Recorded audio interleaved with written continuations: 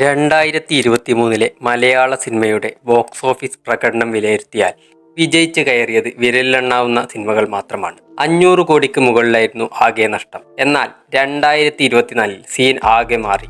തുടക്കത്തിൽ തന്നെ ടോപ്പ് ഗിയറിലാണ് മലയാള സിനിമ കുതിക്കുന്നത്. ജനുവരിയിൽ ഓസ്ലറിലൂടെ ഹിറ്റടിച്ചു തുടങ്ങിയ മലയാള സിനിമയെ കാത്തിരുന്നത് അതിലും വലിയ സർപ്രൈസ് ആയിരുന്നു. ഫെബ്രുവരി അക്ഷരാർത്ഥത്തിൽ മലയാള സിനിമയുടെ ഭാഗ്യമാസമായി മാറി. ഹാട്രിക് ഹിറ്റായിരുന്നു ഫെബ്രുവരിയിൽ പിറന്നത്. അതും 3 ജോണറിൽപ്പെട്ട എൻറ്റയർലി ഡിഫറൻ്റ് ആയിട്ടുള്ള 3 സിനിമകൾ. പ്രമയുഗം 50 കോടിക്കടുത്ത് കളക്ട് ചെയ്തപ്പോൾ പ്രേമലുവും മഞ്ഞുമൽ ബോയ്സും 100 കോടിക്ക് മുകളിൽ കളക്ഷനുമായി പ്രദർശനം തുടരുകയാണ്.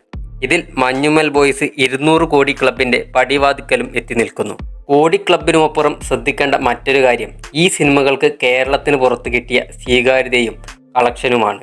ഇതിൽ മഞ്ഞുമൽ ബോയ്സ് തമിഴ്നാട്ടിൽ ഡ്രീം റണ്ണാണ് നടത്തിക്കൊണ്ടിരിക്കുന്നത്. 50 കോടിക്ക് മുകളിൽ ഓൾറെഡി കളക്ട് ചെയ്ത ചിത്രം 2024 തമിഴ്നാട് ബോക്സ് ഓഫീസിലെ ടോപ്പ് ഗ്രോസർ ചിത്രമായി മാറിയാലും അത്ഭുതപ്പെടാനില്ല. തമിഴ് വേർഷനല്ല, മറിച്ച് മലയാളം വേർഷൻ തന്നെയാണ് ഈ നേട്ടം കൈവരിച്ചത് എന്നത് എല്ലാവരെയും അത്ഭുതപ്പെടുത്തുന്ന കാര്യമാണ്.